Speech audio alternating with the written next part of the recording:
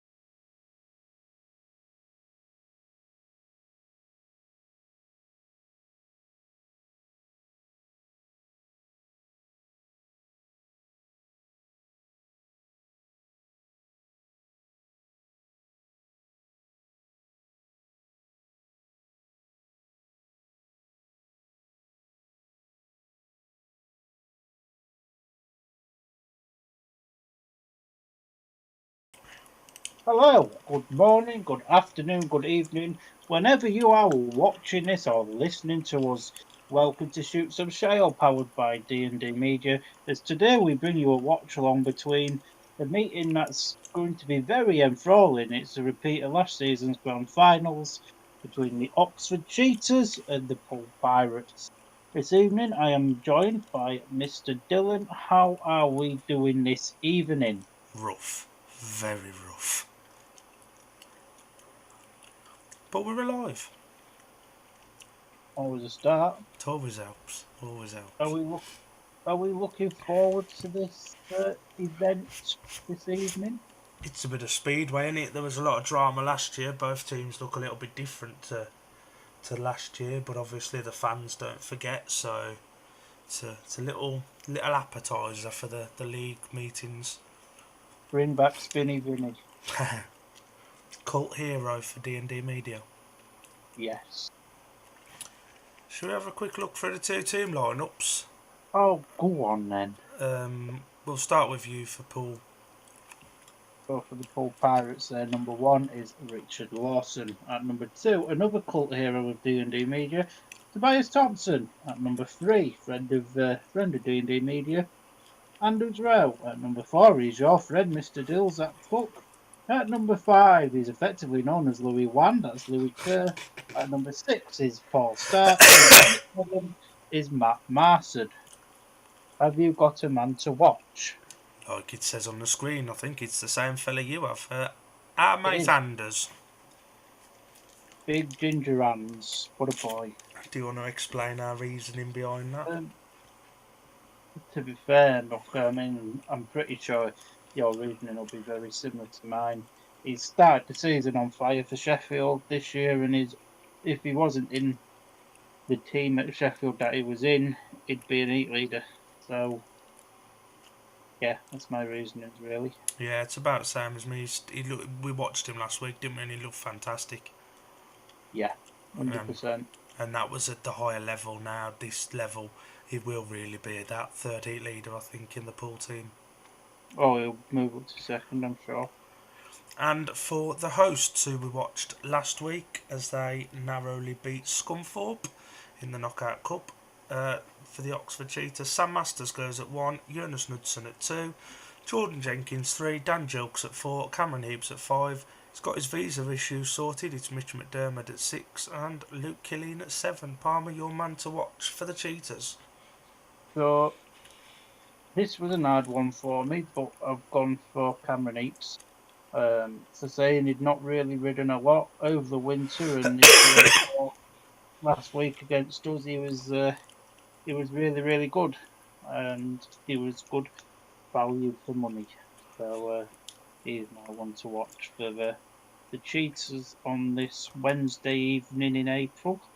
I've gone for Dan Jilks. He maxed out last week and, to be honest, never looked like he was going to be touched by anybody. Perfect full debut for Jilksy as well, and that'll do his confidence the world of good. And I think he'll carry on where he left off last week tonight. I'm interested to see how Mitch McDermott does. Obviously delayed slightly because of the visa issues, but it's sorted now and he's here. Yeah, 100%, and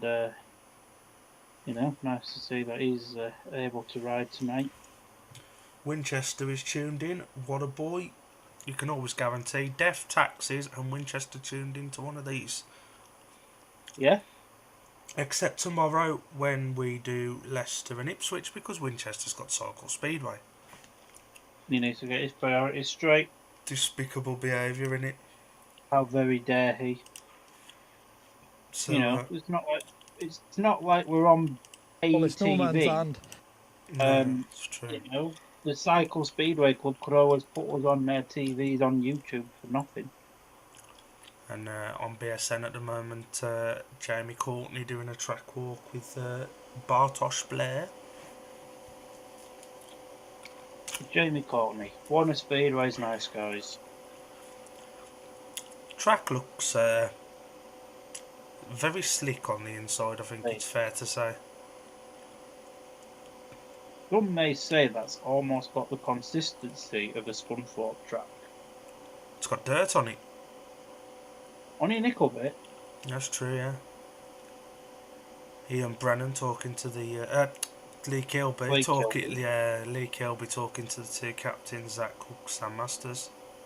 Oh, that is a massive number 4 on the front of Zach Cook. What number he's riding at? What number's he at? I can't see. If someone wants to ask Lee Kilby to move his microphone, then I'm sure you'll find out. Can't see the number 4 behind the microphone. Not big enough. There we go. There it is. Alan's with us as well. We'll bring Alan in maybe at some point. He's only with us for a bit before he goes to play football. If there's any earthquakes in Scotland, don't worry, Alan just fell over. He's been slide tackled. That, yeah. Sam Masters is a really tall boy, or Zach Cook is a very short boy. I think it's a mixture of both. Yeah. But Sam Masters almost is like a Simon Lambert-esque rider. It's quite stocky, isn't it? He's a bit on the lanky side of life. Always one of the first to know if it rains. Oh yeah, his hair's already drenched through before the likes of us get to feel the first drop. Weather looks nice though. There's been a bit of crap weather, I think, everywhere over the last 24 hours. So to have had a bit of sun today at Oxford, so we can be racing tonight. And touch wood, tomorrow's forecast for Leicester looks good as well. Yeah, I think for the large majority of the country, the weather looks all right for the next week, Mm. which is ideal because if anybody's tuning in, we've got a double header at Scunthorpe on Friday, so get yourselves down there 3 o'clock, and we'll be done in plenty of time so you can get yourself back home to watch the Weedies get smashed on BSN at 7 o'clock. Well, I did see the red car post that went out the other day, and I'm sure it had the second meeting, the National League meeting starting. I'm sure it had 7 or 6, unless it's been changed now. Somebody did point that out to me, to be honest, and I think they've just had fat fingers and pressed the wrong button. Yeah, this is a scunny match. It'll all be over by 4:30. Both of them. Hopefully. And then, yeah, Ouija's and Berwick on. Obviously, Easter weekend. Plenty of speedway to watch. And obviously, if you're looking at streams over the Easter weekend, I don't know what's on Easter Sunday, but Easter Saturday, Berwick are on and Plymouth. Looks like Sam Hagan in I attendance was there just at going to say, Oxford that's tonight. Sam Hagan, isn't it? Is it just me or do these Poole Kevlars look very similar to the Spires ones without the little highlighter bits? No, there is differences. That's just you. Cult hero Tobias Thompson's bike going for the stroll. I do like the Poole bike covers. I ain't a fan of matching bike covers, but they're nice. I do quite like them. They look quite smart. I hate to say it, but so do Glasgow's. Get out. They don't look too How bad. how much has Alan paid you to say that? They're not too bad. Now the Bellevue ones, on the other hand, don't even get me started. Oh, they're awful. Yeah, they are. Jilksy needs himself a mop chop or an haircut, to those of you that aren't common. I mean, I know a woman that would do it for him. If she did yours to make you look like a certain National League rider. Well, to be fair, I was hoping you was going to say more of a soap drama villain, but I'll take that. Crowd's down, innit? Some Oxford fans have pointed out as well, though, because they're obviously racing twice on Monday. They're at home. I think it's against Leicester in the afternoon. Home and away to Leicester, Yeah, so it's if you're going to both of those meetings as an Oxford fan, you're not going to come to this one as well, are you? Because that suddenly becomes an expensive few days. Yeah. That's the joys of running 3 teams, isn't it? You know, it gets quite pricey. Yeah, it's not ideal. And obviously with BSN here as well, Yeah, that's true. Yeah, that will tick the crowd a little bit. riders are getting ready to go on parade tonight. It'll be normal rolls. I'll line up some results. Palmer will call the action. Tomorrow night it will be me and Alan probably, because Palmer wants to watch the Premiership team he has a vested interest in with Ipswich. Yeah, and it just, you know, I mean, as everybody knows, there's 3 of us here, so it did seem only fair to give our community support worker a chance, and tomorrow's his chance, and if he F's it up, I will go and slap him. Is he here? Al, are you alive? It's not. It No. doesn't even look like he's near his chair. He's left his camera on and everything. What a wally. I thought you were going to say a different Nah. 5-letter word there. I'm not going to lie. Nah. Keep Talking it of that PG. 5-letter word, evening, Mr. Wheeler. Is he watching? I don't know, but if he is, then at least, you know, he's had a hello from us. Midlow looks quite cold. Yeah, it does look a bit. It is a bit fresh, to be fair. Anders looks like one of the villains out of Home Alone with that hat on. He just wanted to cover his gingerness. We've got 2 people watching, and as Palmer always says, speak to us in the comments. Yeah, get yourselves in the comments, write some thoughts, predictions and whatnot. We only bite if you have cake. And So, we're not that hungry at the moment, so I think it's safe. one of us is more hungry than the other. Bit hungry, are you? But I haven't really eaten anything since I had my pancakes and fruit That earlier. looked really healthy. I thought you were ill or something. Got another worst bit about it? What? It was actually really, really nice as well. What did you have syrup on it? There was pancakes with maple syrup with blueberries, bananas, and strawberries. Far too healthy, that. Don't worry though, I had it with a pint of full fat Coke. Well, you got to do what you got to do sometimes. Balances it all out. Yeah. BSN are What's just showing the off some of the comments. BSN's product has really improved this year, hasn't it? Oh, massively.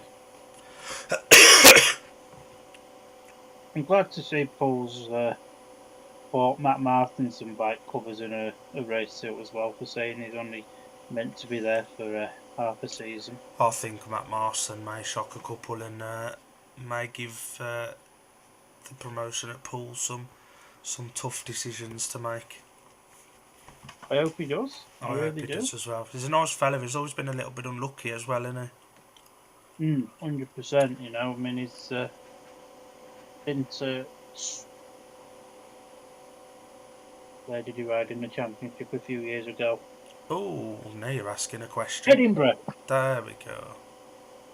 Yeah, he was a bit unlucky up at Edinburgh. I can't be the only one that thinks Matt Marston looks like Zach Cook. Just a little bit taller. Yeah.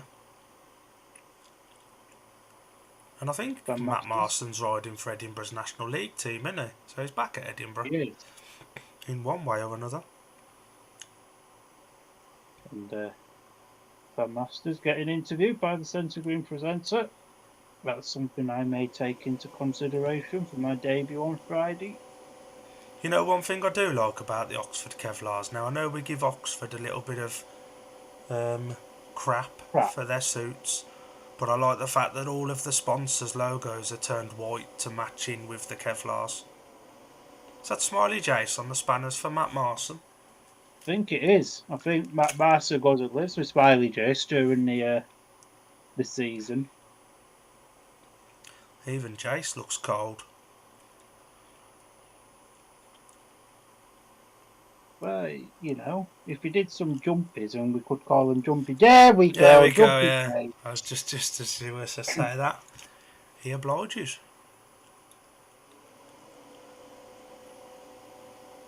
I do like what Poole have done with their suit. They've almost gone down a Formula 1 route with having the rider's name and national flag on the lower belly. It is nice to see they've gone a little bit different. All of Poole's numbers are quite big. They are really, aren't you? You're not going to miss them, are you? No. Lewis Kerr back on after a difficult period after the pairs. Imagine if Paul got a right little midget ride for him. That number that's on the front of the chest would look massive. Suddenly gets a lot bigger, don't it? Yeah. Anders' helmet's very thin. He's got a tiny head. Tobias is probably getting booed because he's telling the fans to bring it on. It's quite funny. All good fun. I hope he wins a race so we get a donut. I think he's got a very good chance of at least one heat win, to be fair, Bush. I'm intrigued to see how Mitch McDermott goes. Is that Senna Summer spanner in for Luke? It looks like one of the Chargers boys. Yeah, I think it's Senna. As much as I give Oxford a lot of criticism because they're certainly not a team that I would say is one of my favourites, I do like the fact that they've got the National League boys there helping out the Championship boys and vice versa as well. It's like, and sometimes you'll see some of the Championship boys helping the Premiership boys. It's a proper sort of family environment, isn't it? I wouldn't say family environment. These don't fall out with each other. It's true. Winchester has messaged. Matt Marson is also riding for the Plymouth Centurions in the trophy. Won't lie, I forgot, or I just didn't care. One of the two. Don't worry, Mr. Winchester. No one cares about Centurions. Well, we've got a vested interest with Ingram. I only care about D&D sponsored Ryan Ingram. That is it. Oh. Because the rest of the Centurions look crap. Well, hopefully Matt Marson does well. I don't know who the rest of them are, if I'm being entirely honest. Talking of Plymouth, we're watching them next week at Poole. The main team, though. Although by the end of that, it may have been better to have sent the Centurions. That'll, and I believe that's going to be one of our live reaction kind of videos. Yeah. So we could have a well-earned chuckle. May have to have a discussion about getting a Plymouth fan involved in that one.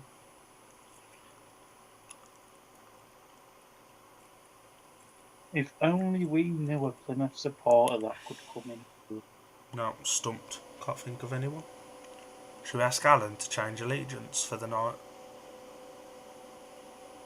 To be honest, I think Alan probably would. I don't think Al's got an allegiance, let alone change it. I don't know, he did go to Ashfield last Friday. He ain't bloody going up this week, though. Well, no, he's going to the pub instead. Shocking. Which in fairness isn't a bad alternative. But you can get beer from the track. Can? It's expensive, but you can get it. Probably about £12 a pint at Ashfield. As little as that. If you go to Workington, it's only £3.50 a can, and you get a rider's picture on it as well. Oh yeah, they have their own beer at Workington, don't they? Lovely stuff. I'd highly recommend it. It tastes like beer. Tastes like beer? It does. That's magic. Innit? Who would have thought beer tastes like beer? Winchester's just sent me 3 wavy hand emojis. I think Winchester wants to be on next week. Are you sure you want to put yourself through watching that? I imagine it's going to be something a little bit like the Ipswich and Bellevue score the other week. I mean, I know Winchester can't see, but I'm waving back at him. Hello. Hello. When one Dan meets the other. The Battle of the Dams.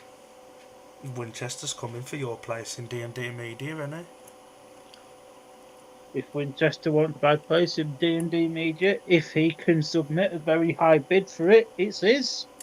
I've noticed all the riders are back in the pits with their mechanic, and Senna has still got the two hats on. Perhaps he just likes the fashion. Maybe he thinks it makes him look cool. It's different, I suppose.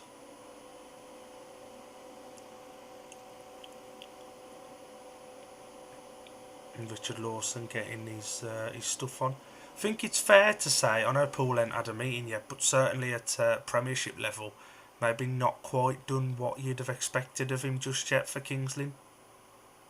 Not just yet. But again, you know, that Kings Lynn team. I've got a lot of time for the Kings Lynn team, but it's just the team second string, isn't it? And obviously, while we're talking about Kings Lynn, good opportunity to send our best wishes to Ben Cook, who Yeah, broke his wrist the other night riding for Kings Lynn, just as he was finding some form. I know. I've got a lot of time for Ben Cook as well. To be honest, he's a Yeah, decent enough lad. yeah, nice fella. It was quite sad to see that he got hurt on Monday night. No idea who won the toss, but Oxford are off 2 and 4 in Heat 1. Jonas Knudson's bike covers are nice. We're a bit Different. different, They're aren't a we? bit different. I do like that Oxford have given all 3 of their teams matching 4 covers as well. There's definitely an air of professionalism to all of their teams this year.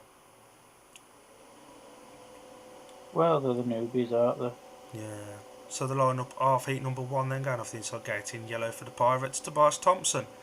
Gate 2 in blue, Jonas Knudsen. Gate 3 in white, Richard Lawson. And off the outside in red, Sam Masters. So it is. Let's get this year's BSN Series kicked off. As the start marshal walks away there now, and the riders look at the tapes rise, and away we go. It's a fairly even start there, but it's the rider in yellow, Tobias Thompson, that makes a good start. But Masters round the outside now, and what can Jonas Knudsen do as he's battling at the back for third place with Richard Lawson? Masters, though, he's out in front, he's away, he's checked out, he could go get an hot dog. But as Knudsen now comes up the inside here with Richard Lawson, Lawson now back round the outside there. I think Lawson's just got it, but no. This is a cracking battle towards the rear of the field here. Streams froze. Streamer's frozen. Thanks, BSN. Richard Lawson, Jonas. Oh, we've had the result. Oh, we've had the result. It was a 3-3. It was a 3-all, yeah. Oh, BSN, come on, stop being a penis. Yeah, so Lawson held on to third.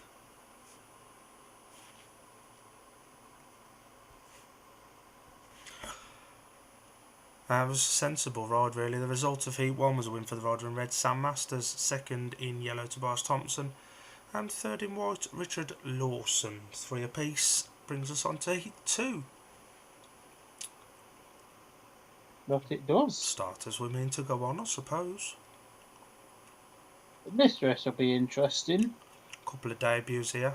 Debut for Matt Marson for Poole. Debut for Mitch McDermott for Oxford, and the lineup of Heat 2 going off the inside gate in red, Mitch McDermott. Gate 2 in white, Paul Stark. Gate 3 in blue is Luke Killeen, and off the outside in yellow, Matt Marson. Luke Killeen had a bit of a strange meeting last week, didn't he? Came good towards the end, but... This league in his position, he should be rocking up the points. Yeah, 100%. That's Matt Interesting Marson. to see how Matt Marson gets on. Interesting to see he's got his surname on his helmet, just in case he forgets. A lot of riders do that now, don't they? Yeah. Always handy information to have on your head. Mitch McDermott with Ty Wuffendon's logo on his bike because he plays a part in his career. Got a positive update on Wuffendon this week. Yeah, I think he put a post out either yesterday or today that I believe he's coming out of hospital soon. So definitely positive seeing that he's up and walking around after certainly reading the injuries. So heat number 2 then, the start marshal walks away, tapes rise, away we go. A decent start there for the rider in red, Mitch McDermott, but it is the rider in white, Paul Stark, that has this lead, and he's got a very, very big lead now over Luke Killeen, who's just passed his teammate there in second.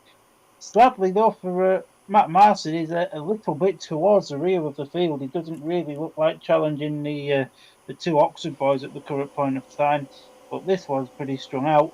Although Luke Killeen's about to kill himself or somebody else riding like this. Luke Killeen, using his normal erratic style, let's just say, he's just allowed Paul Stark to extend his lead.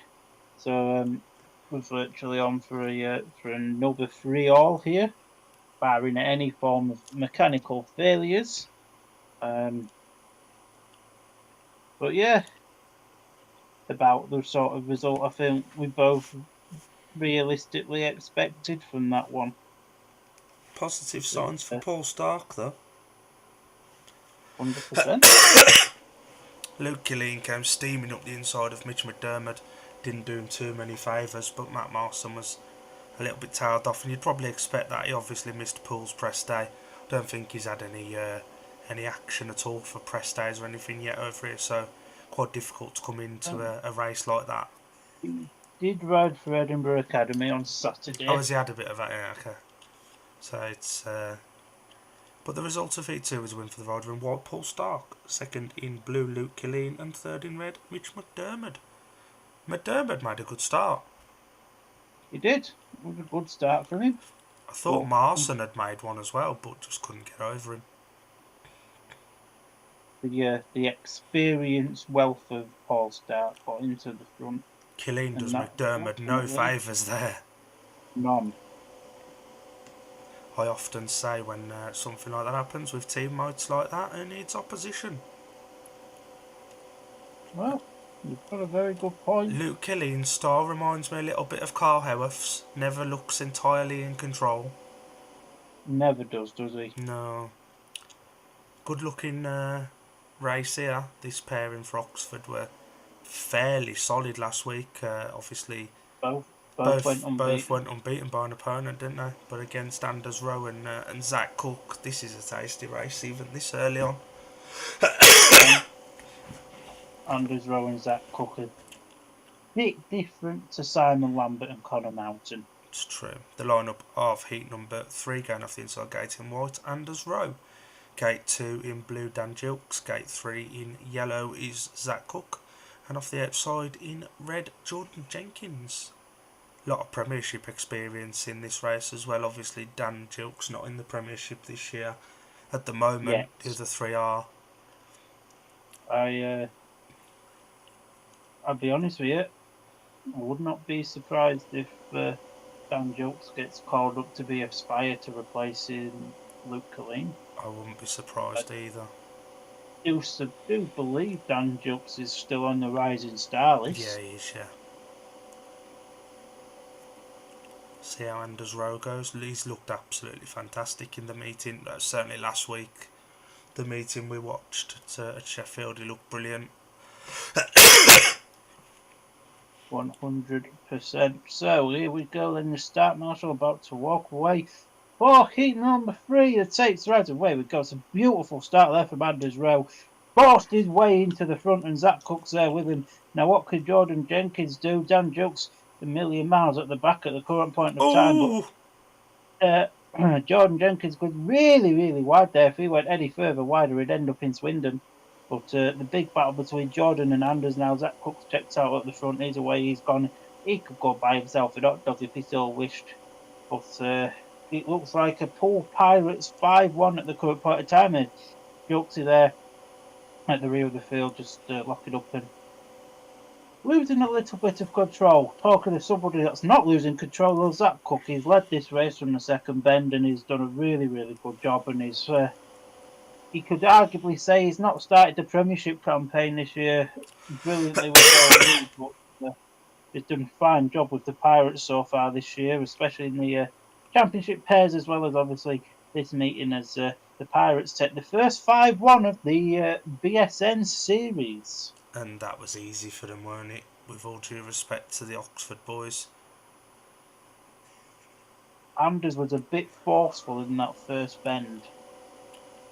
Yeah. But it worked. I don't think there was anything dirty about it. No, it was just hard racing.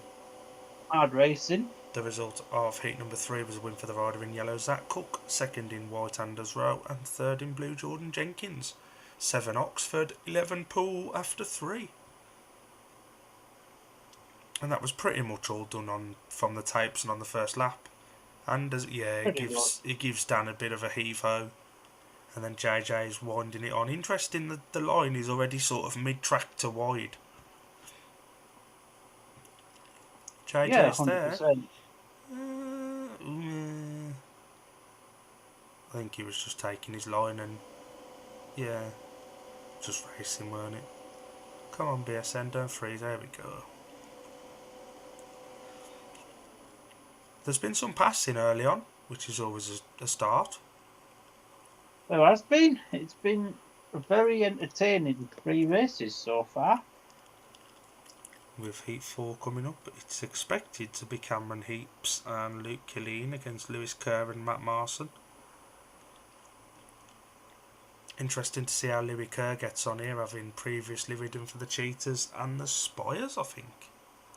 Yeah, I think he has. Yeah, ridden from both. He's going to want to prove a point, isn't he? Well, I mean... Tractor racing after 3. Shall we have a quick moment? Yeah, can do, Mush.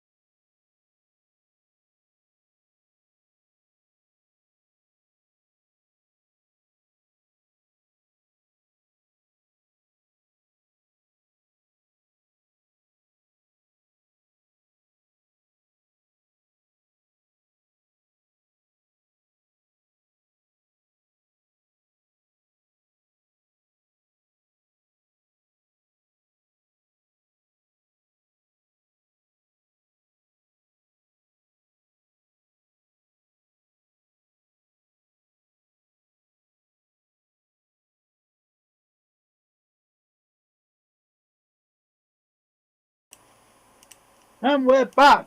That was a well-needed break, but we're back. And unfortunately, and I do have to apologise to everybody listening, Alan's here. Al, what did you think to the first 3 races? Yeah, not much really to say. I mean, it was kind of the score as expected, really. I think after the first 3 heats.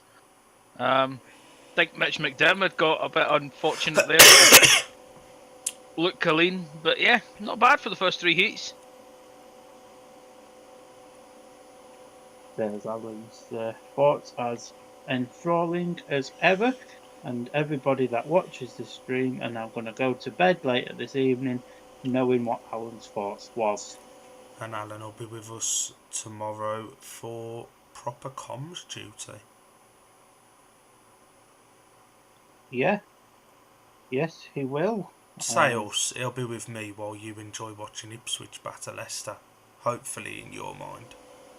Yeah. It's a nice Jordan Jenkins flag. Do you reckon they like JJ? Yeah, I think James Jessup is a huge crowd favourite.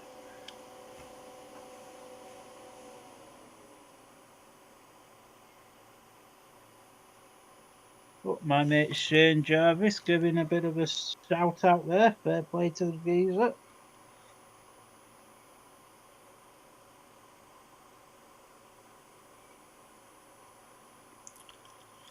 Nice, not as nice as last week's weather, but still a fairly decent, nice evening. I think, to be fair, the weather was the only thing nice about last week's meeting. That's true, yeah. That is That true. was painful. But you got a chance to see Scunny in a better light on Friday. Yeah, the sun will be shining at Scunny for an inevitable defeat. Ye of little faith. Oh, come all ye faithful and all that. Nearly Christmas. Some chocolate eggs are in the shop. Leaky will be having a chin wag on the start as the riders are now pushed off and ready to go for Heat 4. The lineup of Heat 4 going off the inside gate in yellow, Matt Marson. Gate 2 in blue, Luke Gilleen. Gate 3 in white is Lewis Kerr. And off the outside in red, Cameron Heaps. Cameron Heaps likes the outside, but maybe not this early on. Well, this is the perks of being number 5. It's true, you got a good point. And Louis Kerr, obviously part of Poole's pairs team, did have a crash with Eric Riss. Eric Riss. Both are now alright, I think. Glad to see that up and okay. That was pretty nasty at a bitterly cold Workington. Andy Harrison, if you listened, I definitely wasn't there, pal. Start Marshall just going for a little stroll. Bit of a strange time to do it, pal. Watches closed an hour ago. For the start, Marshall then tries to walk away again. The tapes rise, and here we go. The better start there for Matt Marson, but he's still at the rear of the field. But it's Lewis Kerr that's out in front, being challenged by Cameron Heaps. Luke Collin there is in third place. Heaps. Matt Marson again at the back, but Cameron Heaps went really, really wide there. He said hello to Swift. Broke down. But Kerminator has broken down. Matt Marston's going to get a point here. And it's, to be fair, like earlier today, I watched the Oxford Ipswich meeting. And every time one team got a 5-1, the opposite team got a 5-1 in the next race. It's almost a carbon copy of that. But Lewis Kerr couldn't have wished for a worse start to his team career at the Poole Pirates. Have got one lap left to go. Cameron Heaps, he's just winding the throttle on, and as long as Matt Marson just keeps going round, he's going to get a very, very, very vital point. But Cameron Heaps takes a well-earned win, and Luke Collin picks up his 4th points of the day. That was unlucky for Louis Kerr because he was there or thereabouts with Heaps early on, and it's fine margins like that, isn't it? Just a bit of bad luck here and there. 100%. The result of heat number 4 was win for the rider in red, Cameron Heaps, 2nd in blue, Luke Gilleen, and 3rd in yellow, Matt Marson. 5-1 to Oxford makes it 12 apiece after 4.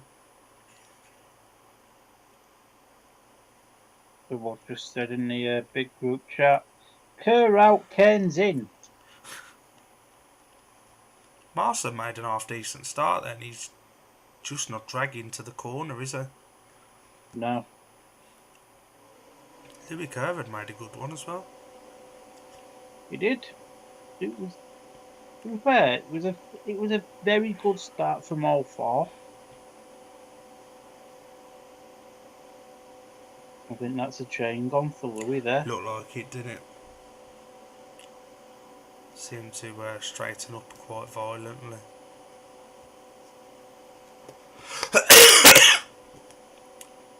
Heat 5 coming up next. Maybe this race will be the race we get a race win from our friend. Cult hero. The one and the only. The new Nicky Pedersen. Richard Lawson will be hoping for a little bit more good fortunes, I think it's fair to say. Not where you'd have expected him to finish in Heat 1. Tobias Thompson looks solid, and this Oxford pairing got 5-1. They did. But they also, last week, got plenty of 5-1s. It's true. They got at least 3 of them. Heat number 5, going off the inside gate in red for Oxford, Jordan Jenkins. Gate 2 in yellow for Poole, Tobias Thompson. Gate 3 in blue, Dan Gilks. And off the outside in white, Richard Lawson.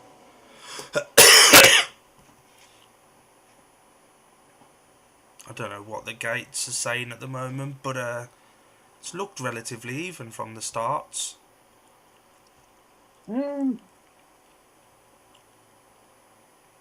I would do some maths and stuff, but maybe I'll do that in the next track grade. Whenever that may be. Yeah. A lot of work going on Lewis Kerr's bike. Lewis Kerr's got a very shiny head. But it gets cold in the winter, though. Oh, I bet it's not very warm now. So the start marshal then, he walks away for heat number 5. Tape scope, it's a fairly even start there, but it's a dream start for Jordan Jenkins and Dan Gilks who lead, but Lawson up the in between both of them to take the lead. Brilliant ride there. Gilks is gone. Gilks is down.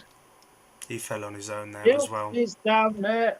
Are the red flags out, or are we going to carry on racing? Looks like we're carrying on racing at the minute. They're off. Reds are on. They're on now. They're on. Red lights. Gilks, he'll go for danger. That. I can't see any other decision, to be honest. No, he fell on his own. Lawson was nowhere near him. And it's a little bit of a polar opposite to last week for Gilks. He unbeaten by an opponent last week. It looks like he's going to fail to score from 2 here so far tonight. Good start for the Oxford boys.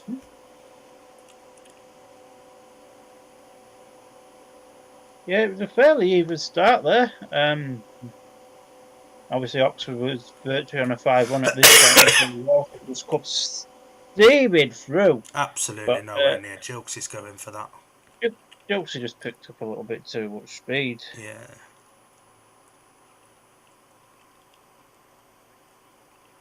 Yeah, there's only one decision to be made there. 100%. I mean, I don't want to say he stayed down deliberately, but he started to get up and then stopped.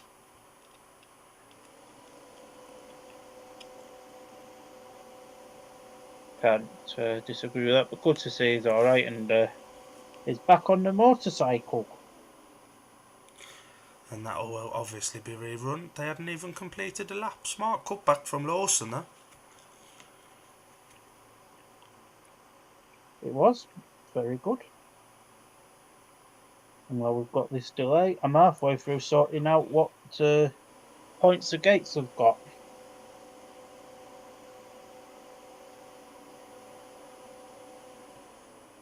And Jokes is off back in the pits as expected. He has been disqualified. He has. It was the only decision to make there. Even certain referees that notoriously make bad decisions wouldn't have got that wrong.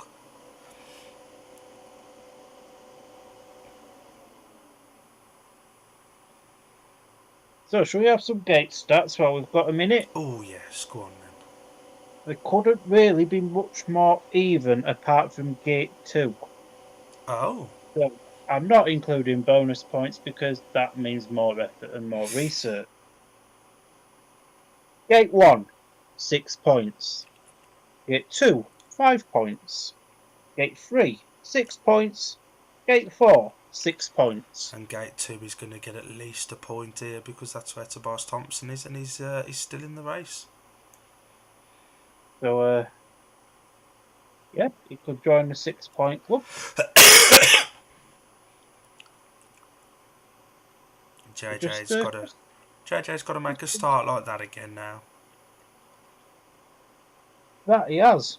But if anybody can make a good start around Oxford, it's going to be him. It's true. So true.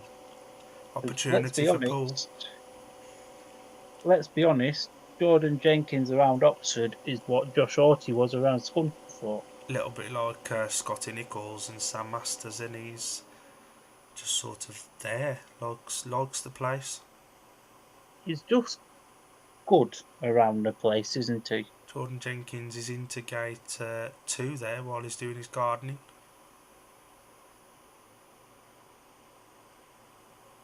trying to get a psychological advantage over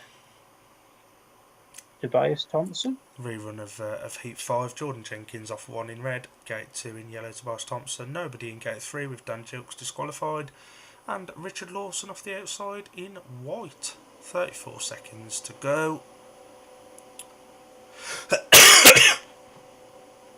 Wilson asked to do his compulsory turny roundy thing. Clear the goggles, innit? Bomber's notorious for doing that. 100%. T-shirt coming soon. Yes. Get in touch if you want one. Jordan Jenkins is very far back. He is. So, tape dries. JJ move Jordan there. made a bit of a roller there. And that was to an advantage. I'm Red light surprised should be on. They're not. They are. They're not. They should not. be. They are. They're not. They're not. They should be. They should be. Lawson. Ooh. Yeah. So baffling first lap there, where the red lights definitely should have come on. 100%. But Yeah. Jordan Jenkins has the lead with Richard Lawson there in second. Tobias Thompson just coasted around for a point. Baffles me how the red lights didn't come on there, but British Speedway in it. I'm going to find out who the referee for this meeting is. I was just going to say, who is it? But if it's certain referees, I would say, are we surprised? But it's going to be a free-all, barring any form of mechanical failure for Jordan Jenkins at the current point of time. As we go around the last two bends, it's free. Yeah, red light should have definitely been on there. And we pointed it out at the start of the race, Jordan Jenkins was sat quite far back, but Lewis Kerr was closer to the tapes in the heat before, and the start marshal made him come forward. A lot of home start marshals are like that. The ones at Leicester are quite bad for that. The result of Heat 5 was a win for the rider in red that should have been rerun. Jordan Jenkins, second in white, Richard Lawson, and third in yellow, Tobias Thompson. Be interested to see if they show a replay of that one. The referee tonight, by the way, it's Seth Perkin. Well, he's useless, are we surprised? He's crap. No.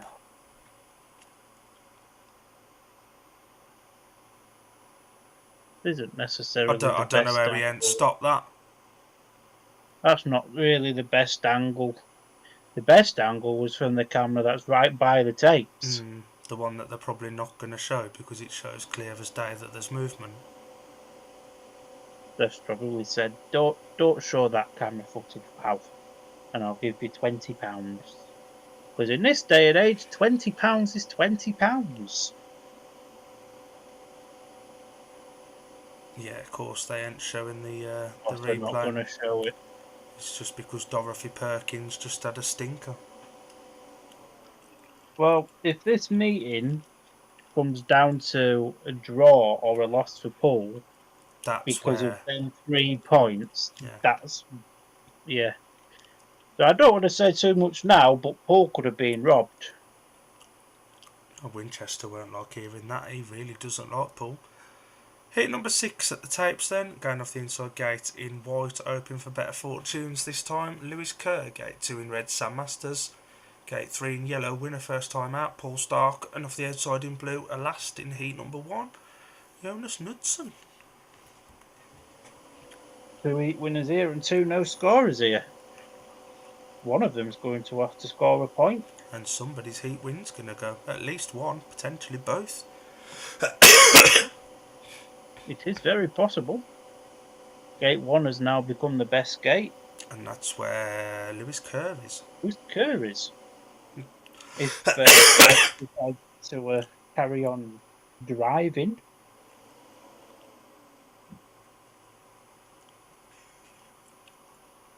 Oh. Paul Stark's very close to gate 2. Sam Masters is very close to gate 1. And then Jonas Knudsen's very close to the dog track. Oh, surprised the start marshal hasn't told Starkey to move, to be honest. But heat number 6 is go. Tapes has risen.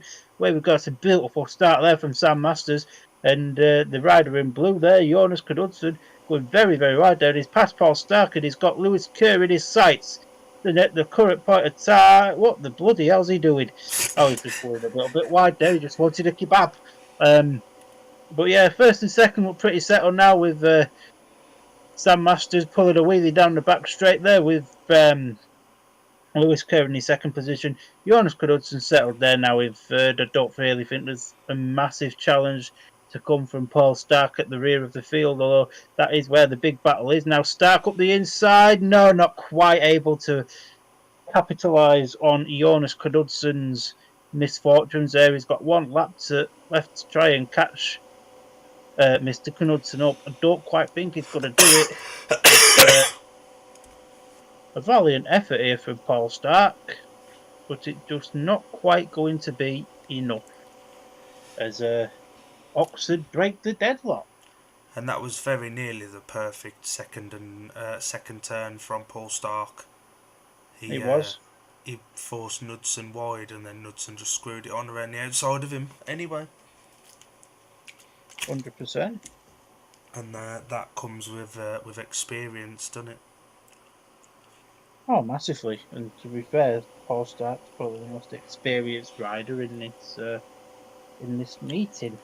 The result of Heat 6 was a win for the rider in red, Sam Masters. Second in white, Lewis Kerr. And third in blue, Jonas Knudsen. 4-2 to Oxford makes it 19-17 on the night. Close. It is close.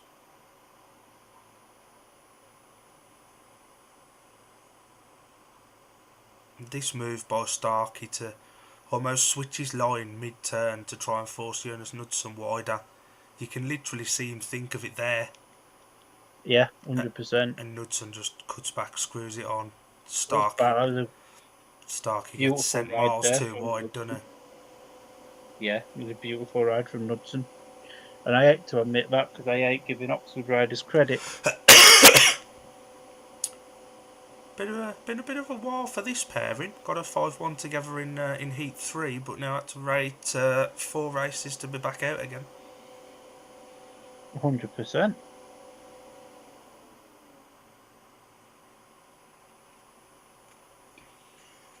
Is this against Heapsy and McDermott? That it is. Rowie and Cookie.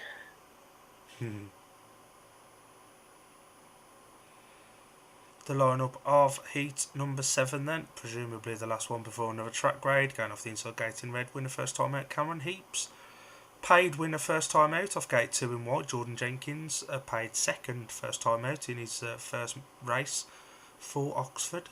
In blue off gate 3 is Mitch McDermott, and a winner first time out off gate 4, Zach Cook. Start marshal trying to tell Anders Rowe to move. Anders Rowe telling the start marshal to go and go forth and multiply. Was he trying to say what Cody Rhodes told the Rocket Elimination Chamber? Yeah, something like that. What a boy. Big up Anders Rowe. New favourite ginger. Mitch McDermott got Woofy's logo on his arm as well, and Woofy does help a lot of these Australian riders. He helps a lot of the Aussie kids out.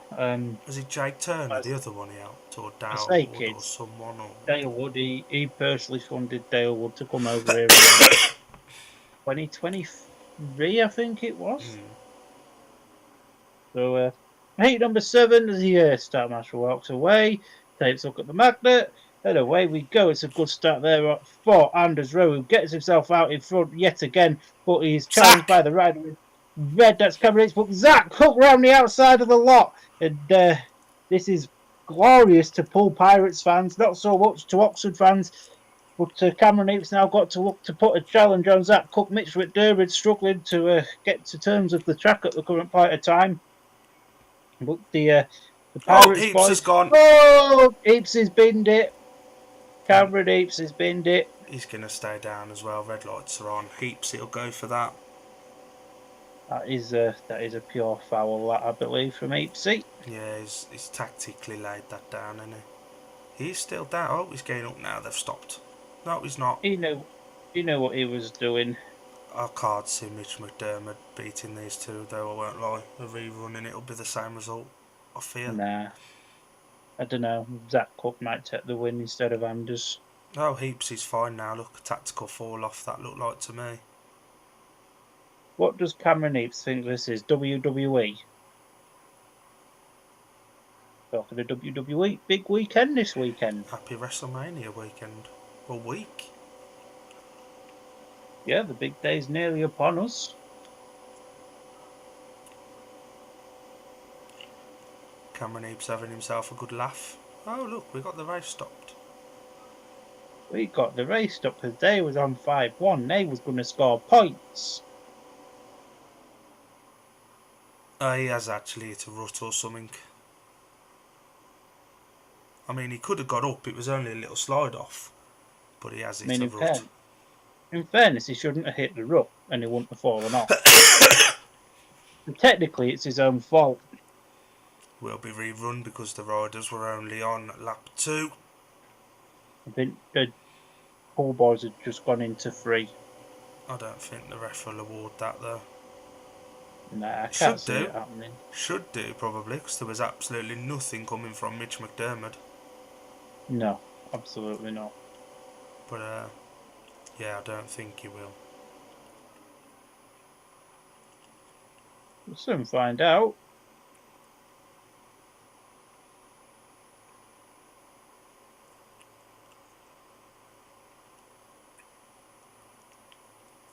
This bubble is really nice, you know.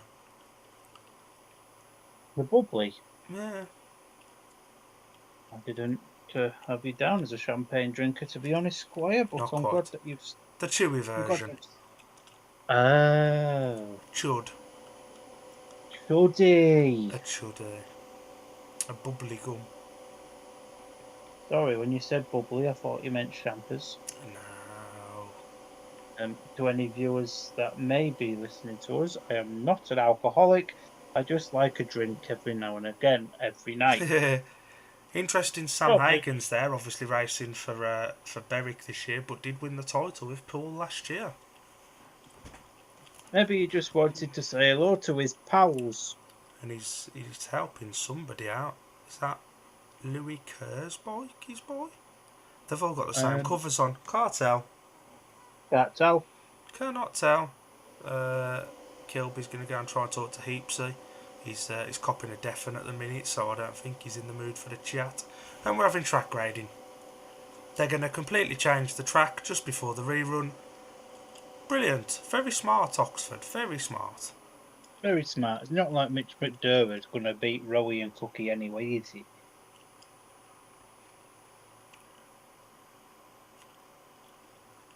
Poor boys having a little chinwag. Sam having a chinwag with Louis Kerr, Zach and Anders.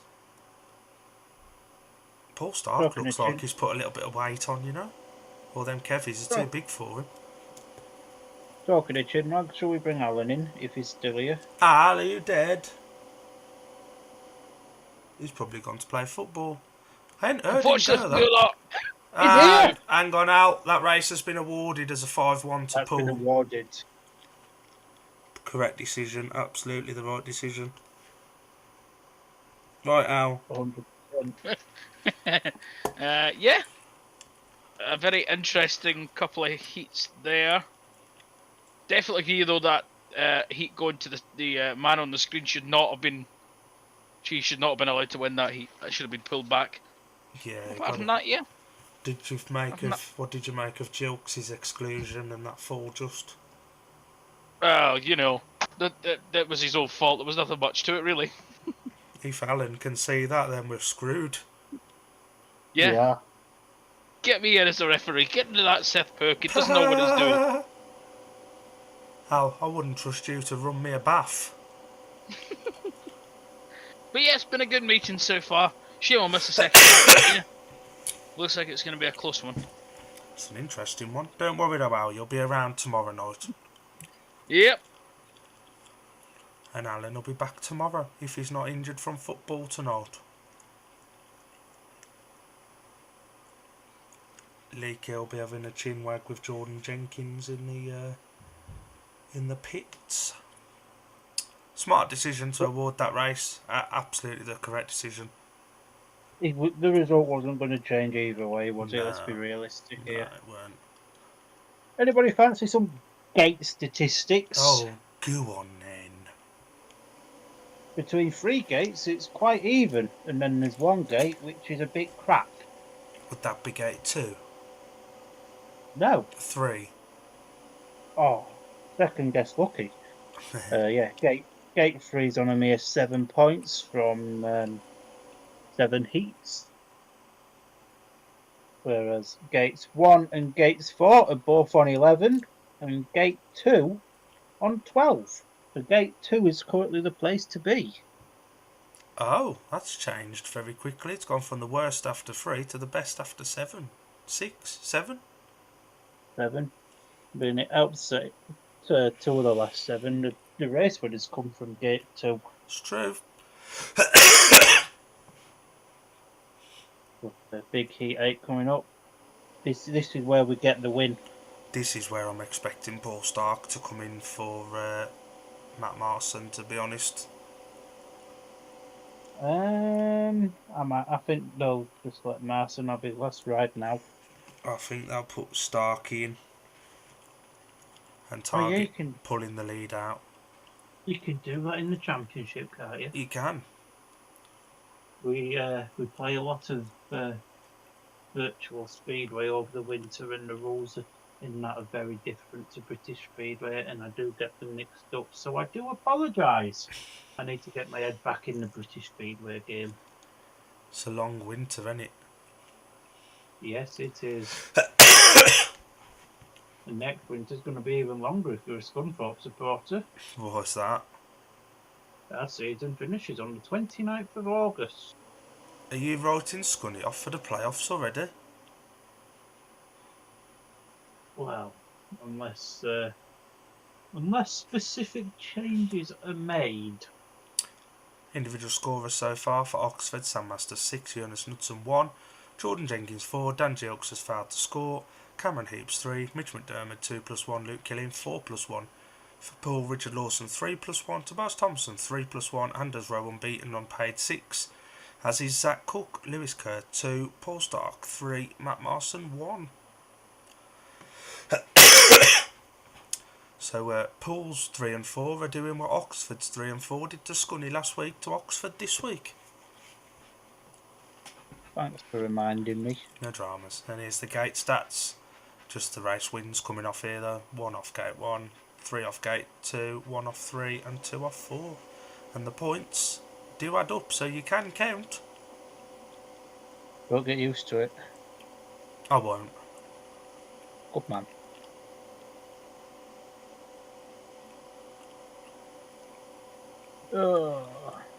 Winchester's gone quiet. Is he still with us? Probably not. Who knows? Who knows? I'm waiting for the little messenger icon to come up. Yeah, I'm still here.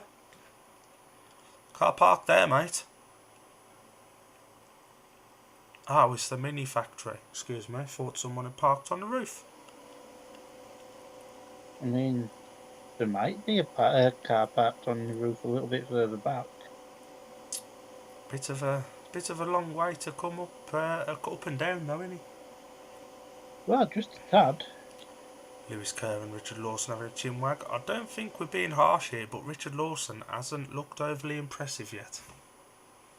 He hasn't yet, no. And here's the expected message. Dan Winchester, still here. That's very comforting to know, Winchester. It is. Wonder if Winchester will be this cheerful this time next week when Plymouth are at Poole. It's Winchester hates Poole. Was he? Yeah. Was he really? Yeah. Couldn't have told you. Wouldn't have guessed. Absolutely not. There's a lot of people in the bar. To be fair, Bush, that's the place to be at Oxford. See, that's where Alan won't be on Friday because he's not going to watch his team race. No, disappointed in him, really. Shocking. Lack of commitment from our resident community service kid. He won't even go watch title favourites, but I'll go and watch a team that I've already written off. And I'll go and get an aeroplane down to Birmingham in a few weeks to watch Birmingham and up to Scunny and Oxford and everywhere. everywhere that's not Glasgow, yeah. So, I thought that was people up there then. I am losing the plot. I mean, to be fair, Rush, a long way down if it is. Good view though, if you got binoculars. Maybe BSN should send a cameraman up there, like they do at Red Car. Yeah, the red car cameraman on the The Red Car Parade, or it's yeah, midnight. Peter Shrike talking to Kilby. That poor Gillette is suffering. Everything about BSN this year is so much more professional, isn't it? The kit they've got, the production, their attire as well. So much better in it. Yeah, it looks like someone that's potentially going to get a Premiership TV deal at some point. Well, maybe that's what it is. I wouldn't be against that either, if I'm honest. I wouldn't either. It'd save us £30 a month. It would. Well, I am paying 30 quid a month when the Brummies are on the telly box or a GP I want to watch. I'll go to the pub. No, if anybody knows of anywhere I can get one of them dodgy fire sticks, hit me up. I don't really fancy paying 30 quid to watch Grand Prix. No. 30 quid to watch Bartek keep winning again. Yeah, it's a lot of money that, innit? Yeah. Peter Shrike looks cheerful. Yeah, he's just been told he can get a free kebab from Ben 4 if he makes his way over there now. As expected, Paul Stark is in yellow here. Heat 8 lining up in blue off gate 1 is Luke Killeen. Gate 2 in yellow, Paul Stark in for Matt Marson. Gate 3 in red is Jonas Knudsen, and off the outside in white, Tobias Thompson. Stark is off that favoured gate. Jonas Knudsen's off the unfavoured one. And it's a little bit harsh on Matt Marson, but he has still got another ride to have. But from wanting to win the meeting, this is absolutely the correct decision. Oh, 100%. Cannot disagree with you there. I really like Jonas Knudsen's bike covers. They're different. Yeah. They're similar to Jake Allen's from a few years ago.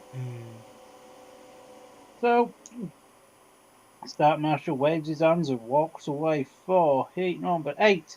Takes rise, away we go. There's a blistering start there for the rider in blue. Yardage! As Jonas Knudsen or is that Luke Killeen? I think that's Luke Killeen that's on the deck. Tobias Thompson's lost his steel shoe. And the race is still going. Where's Luke Killeen gone? I think he's remounted. Ah, fair enough. Fair play to the geezer. But yeah, well, we're not going to get our Toby race winning this race that I was predicting. No. But, if you look in a second when they go around 3 and 4, you can just see a very lonely steel shoe chilling in the middle of the track. There it is. Oh, steel shoe. What a boy. But yeah, Jonas Knudsen then looking like he's going to take what might be his first race win around Oxford. I can't remember if he had one last week. I try and forget about it. But yeah, scores stay as there was. Poole still have a 2. Good confidence boosting win for Jonas Knudsen there. 100%. Tobias needs to now go and find his steel shoe. The result of Heat 8 was a win for the rider in red, Jonas Knudsen. Second in yellow, Paul Stark. And third in white, Tobias Thompson. 3 points apiece. After 8 races, 23 to Oxford, 25 to Poole. That it is. Waste of a reserve change for Poole now. Possibly not. I think had Matt Martin stayed in, Luke Killeen probably would have got that third place. But yeah, Luke just locks up on in between Ben's 1 and 2, and that was game over for him.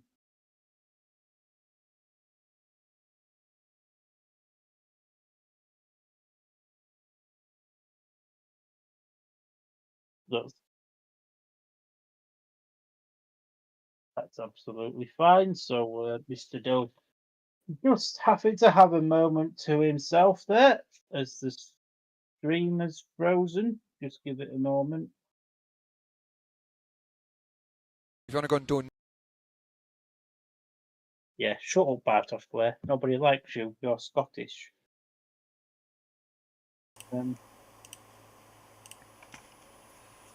Stark is out for a second race on the bounce. That fella looks really bored. Is that Paul Hurry? Possibly.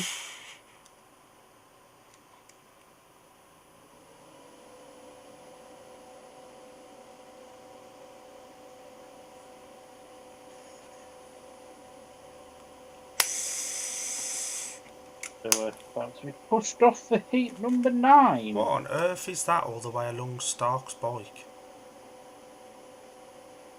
Where are we looking, Squire? Oh, it's his clutch lever, I think, but it's like all over the top of it. He's almost sat on top of it and it's all tucked up and not in a very nice position. Line up of heat 9 gate off the inside gate in blue, Dan Gilks, gate 2 in white, Lewis Kerr, gate 3 in red, Jordan Jenkins, and off the outside in yellow, Paul Stark for his second ride on the bounce. Gilks will be hoping to score a point here, at least. That he will, and to be fair, JJ will probably be looking for a decent result here if he could sit still.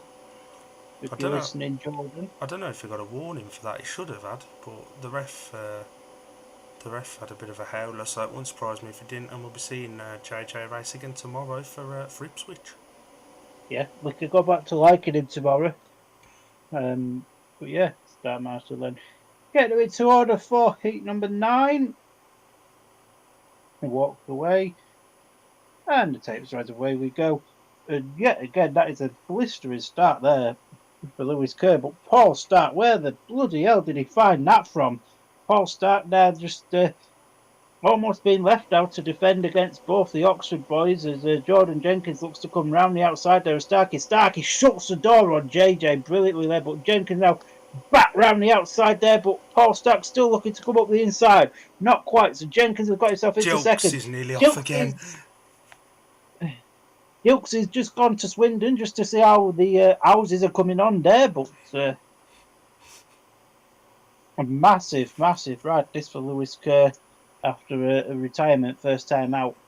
Jenkins is still being put under a little bit of pressure from Starkey, although Gilks is also looking to put Paul Stark under some pressure now, and Gilks starting to use the outside run here. Can Paul Stark do about it? Stark just shutting the door nicely and done him. What on earth? Done him. What on earth was Stark doing there? The line moves out. Oh no, I'll stick to the inside. As Mr. Wheeler would say, what a penis.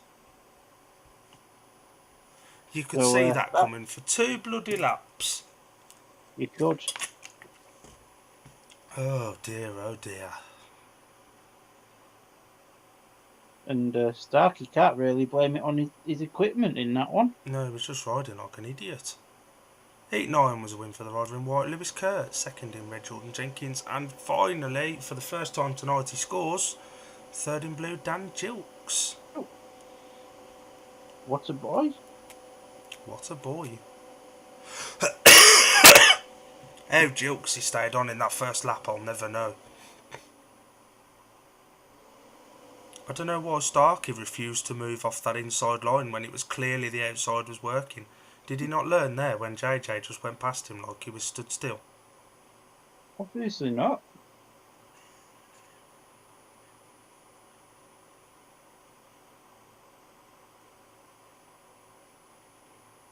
That could have been nasty there. Yeah, it could have.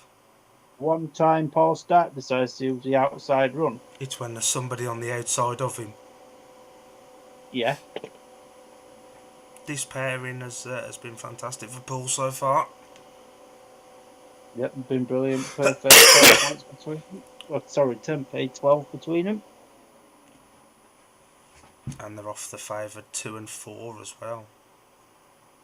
And to be fair, this pair for Oxford isn't too shabby.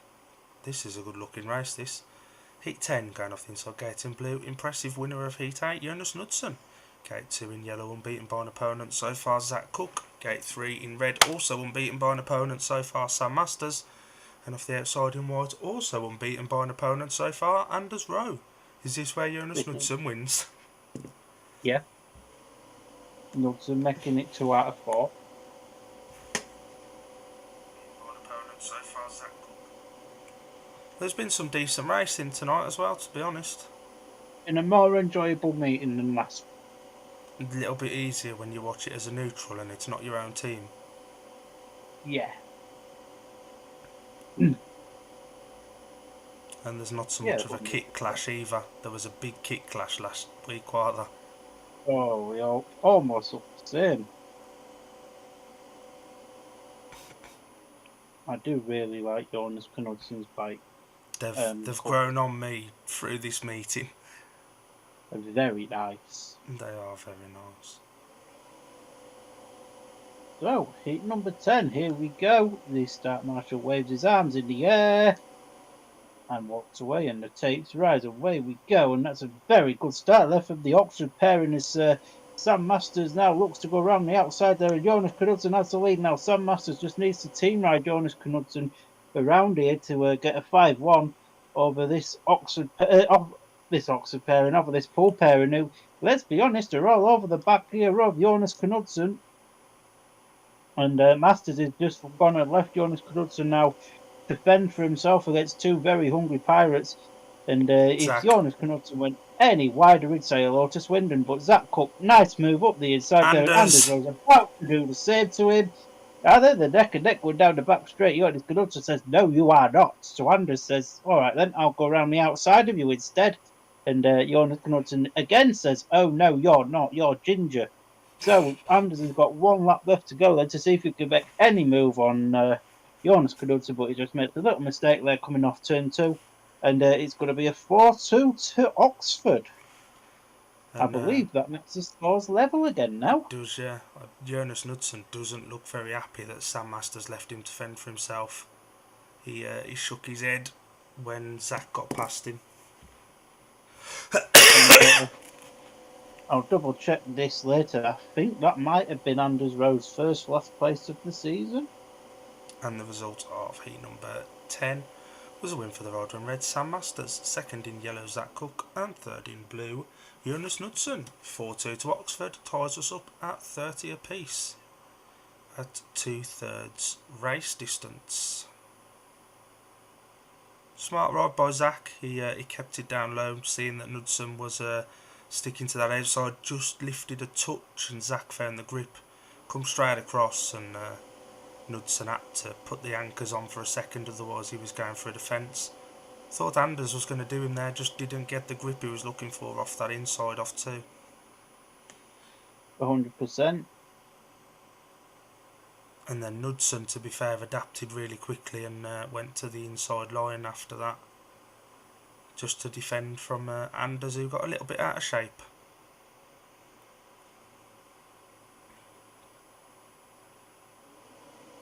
And this is where Richard Lawson needs to turn up, I feel. Well, that bike looks very clean. Has he changed bikes? Quite possibly. Some gate points as we go then. Gate 1 has scored 13 points. Gate 2, 19. Gate 3, 15. And Gate 4, 12. So it's quite even between 1, 3 and 4. And Gate 2's gone off now.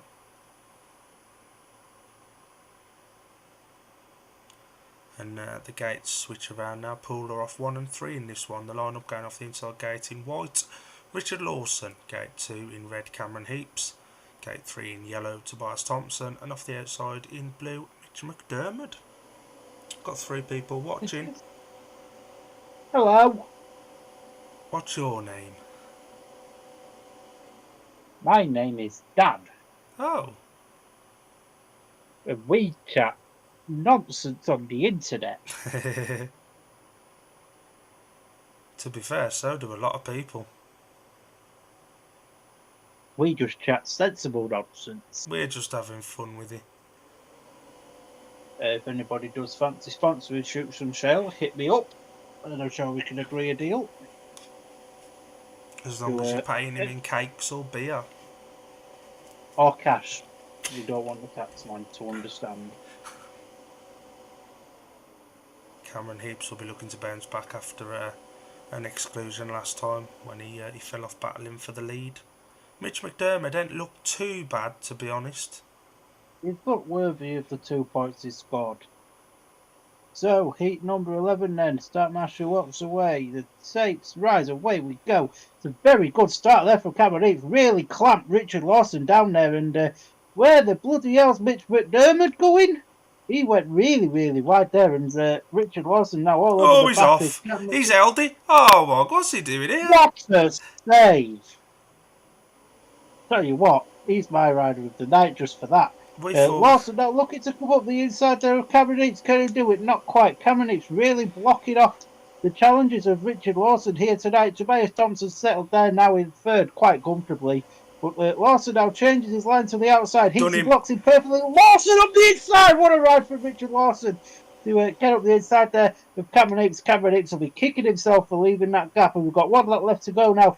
What can Heapsy do? Can Heapsy get around the outside of Lawson, or has Lawson pulled up too much of a gap? Heaps realises if the twisty thing, he twists it, it makes his bike go a little bit faster, but that was a beautiful ride there from Richard Lawson to take his first race win of the afternoon. What a save from Mitch McDermott. We thought the donuts were going to come from Tobias Thompson. Mitch McDermott delivers one. Not intentionally. Mitch McDermott delivers us one on one wheel. That's even more impressive. Yeah, it is impressive. The result of heat number 11 was a win for the rider in white, Richard Lawson. Second in red, Cameron Heaps. And third in yellow, Tobias Thompson. Richard Lawson's not getting off the line, is he? He missed the gate again then. No. But he had a bit more speed about him that time. And it looks like we're going into a track grade, so I presume we're going into an interval as well. I hope they show that save again. So do I. That was some save, that. Beautiful gate from Heapsy. Drops his shoulder on Lawson.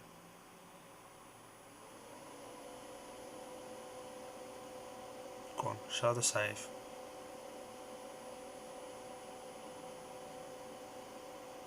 How on earth has he saved that? Yeah. That's the only way you can describe that. Pure filth. That was a banging move there from Lawson on the inside of Heapsy. Yeah. He knew what he was doing. And I think we're now going to be taking an interval.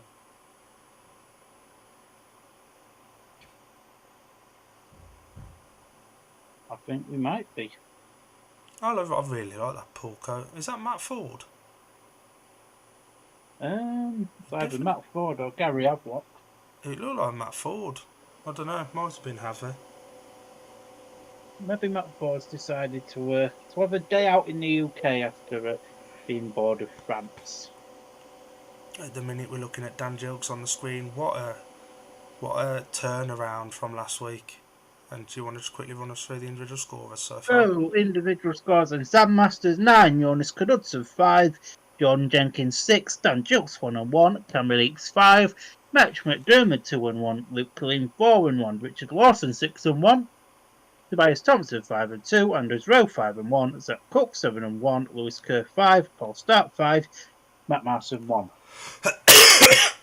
Positive signs for Tobias Thompson. Paid 7, scored in every ride.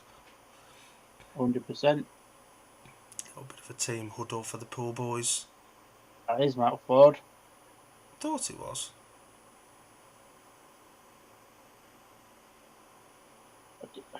I hate white suits, but Pools really are growing on me, to be honest. Nice. They're really not. It's because there's a lot more blue in them than white.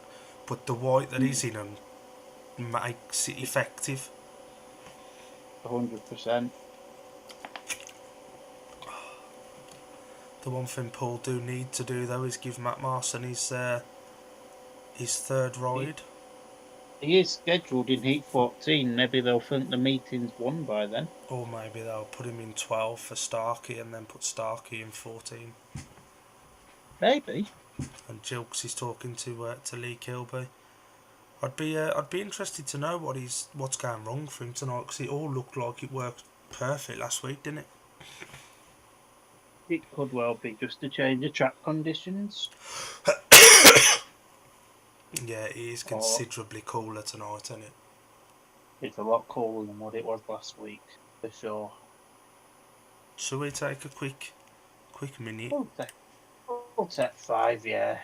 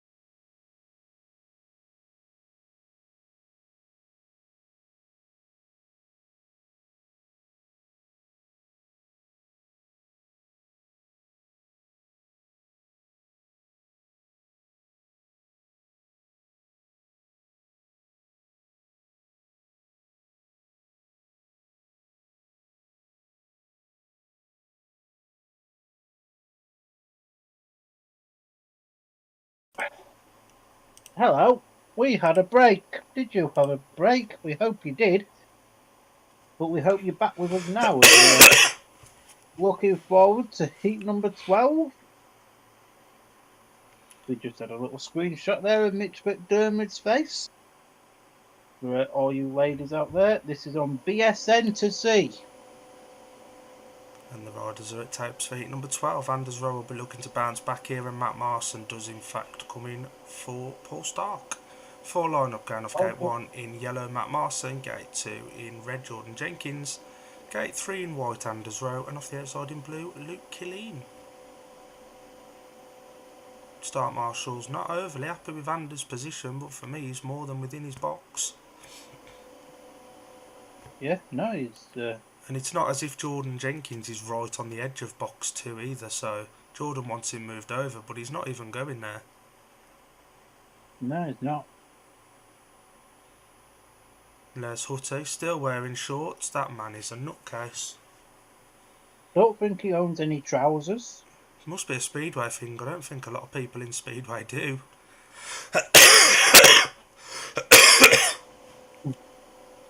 So, riders been brought to their starting positions then for heat number 12. The start marshal walks away then, and the takes rise, away we go. It's a very, very good start there for the Poole pair in there. But Oxford boys there just... Oh my god! They both got around the outside of Anders Rowe. Where the bloody hell does Anders Rowe think he's doing now? But Anders Rowe will be looking to make a challenge on Jordan Jenkins and Luke Killeen. Although to be fair, these two know how to team ride each other. They've done it for the last couple of years. And to be fair, on this showing, I can't see anything other than an Oxford 5-1 barring any form of mechanical failure. So all this talk now is just filler for the next 2 laps. Yeah.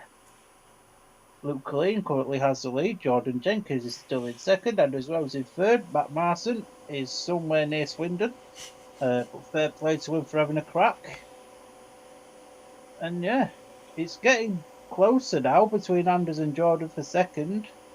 I think Anders just needs to try and find the outside line around Jordan here, but Jordan blocks that run very, very nicely there as we've got 1 lap left to go. Is that the race finish? That's done. That's the race finish. Right. And that was a 5-1. That was a brilliant ride for the Oxford pair. Anders Rowe got into the first and second turn in front. The Oxford pair just said thank you very much, straight up the inside, easy as you like. Matt Marson made a good gate there as well. Poole made the perfect start. Oxford had the perfect first and second bend. Yeah, the result of heat number 12 was a win for the rider in blue Luke Killeen, second in red Jordan Jenkins, and third in white Anders Rowe. 5-1 to Oxford, progressively 37-35. Yeah. And to be fair, this is the hardest race to come out in after the interval, because you almost relax and stuff, and then you don't know what they've done with the dirt. You can only guess. Anders guessed wrong on this occasion, but it always is the most difficult to come out in, isn't it, after the interval? And Poole were clear. Yeah. You're right, yeah. The perfect start for Poole, the perfect first and second turn for Oxford.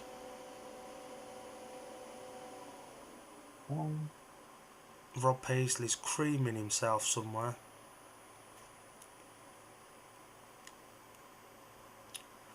This will be a good ride. Good ride by Richard Lawson last time out, and Lewis Kerr as well. Sam Masters still unbeaten.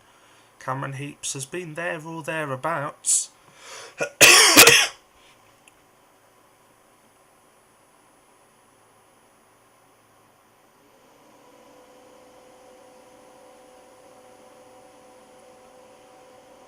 This could be a very interesting race. Could be a very good race this, and the 4 boys are on the favoured gates. Full lineup of Heat 13 going off the inside gate in red, Sam Masters. Gate 2 in white is Richard Lawson. Gate 3 in blue, Cameron Heaps. And off the outside in yellow, Lewis Kerr. Anders Rowe will be disappointed with how his night's gone. Unbeaten from 2. Only scored 1 point from his last 2 though. Yeah, that's not very good, Anders. I feel like we jinxed him. Learn to be more unbeaten. Hopefully that helps him. Look at the unbeaten riders. There's Sam Masters off gate 1. He got beat a couple of times last week, didn't he? So that wouldn't have pleased him too much. I don't think he did, you know. Let me have a butcher's. I try and forget everything about last week. I'm sure Jake beat him. I think it was Jake. Or Stevie. Steve, that was it. Steve beat him in heat 15. Ah, okay. I know someone Until had then, beat him. though, we went through the card, yeah. Scunthorpe had 3 heat winners all night. One was Stevie, one was Jake, and one was Luke Harrison. Luke, yeah. Oh yeah, he had Sorry, that really 4. good heat 8, didn't he? Sorry, 4 race winners. Zed Kennedy won heat 2 as well. Forgot yeah. about him. Anyway, on to unforgettable riders now, because we're watching Oxford Poole, and away we go then for heat 13. It's a brilliant start again for Sam Masters. He's determined to go through the cap. Lawson up the inside there of Masters. Has he done it? No, Masters has shut the door. What a ride there from Sam Masters. So, Masters now is just extending his lead over Richard Lawson. And most importantly, it's Cameron Eates holding off Lewis Kerr in the 3rd place position. Can Lewis Kerr make a challenge on Cameron Eates? Not quite at the minute. It's quite strung out. And at this point, Oxford have got to go 4 ahead in the into the vital final 2 races of this meeting, and this will be a huge coup for the Cheetahs. But yeah, Masters leading by example as he normally does around this place. He knows this place about as good as he knows Edinburgh. And Lawson there just got a little bit out of shape over Ben's too, but he's too far in front of Cameron Eates to lose his position, and that's a 4-2.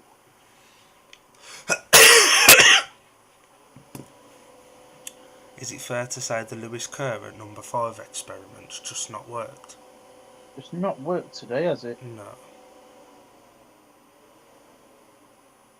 This will be an interesting one, because you'd imagine Luke Killeen will be in for Mitch McDermott.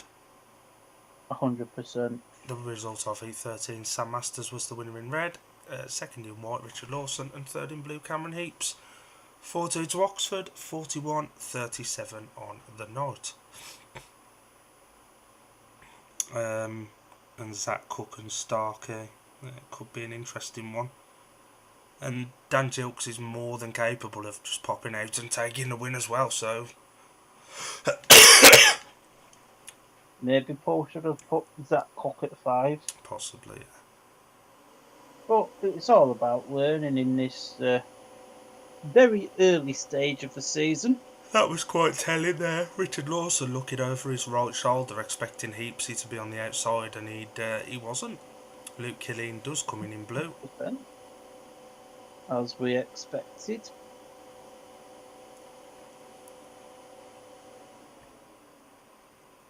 Rider of the night, scan here. Well, for me, Mitch McDermott gets it for that save. Well, I'll tell you what, you give us a lineup and I'll see if Mitch McDermott is nominated. I bet you he's not. Tobias Thompson should be, though. Currently, we've got S, Rider 2, Rider 3 and Rider 4. Oh. So the full line-up of Heat 14 going off the inside gate in white for the Pirates. Zach Cook. Gate 2 in blue reserve change for Oxford is Luke Killeen. Gate 3 in yellow for Poole is Paul Stark. And off the outside in red, Dan Gilks. The riders for Rider of the Night. Unfortunately, there's no Mitch McDermott. Shame on you, BSN. Tobias Thompson Sam Masters, Jordan Jenkins, Richard Lawson and Zach. How's Richard Lawson in? He's been crap. We have given Zach Cook the vote. Zach's been good.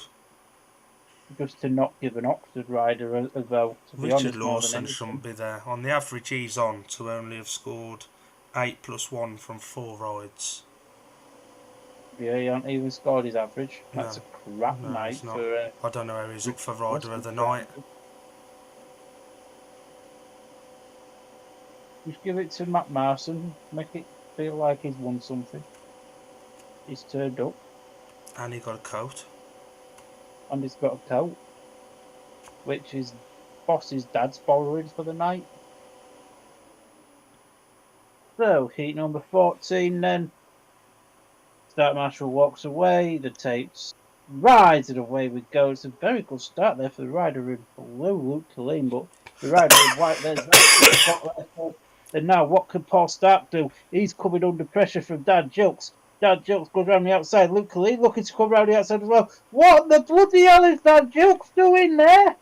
He just wanted to go say hello to Swindon for Matt Ford.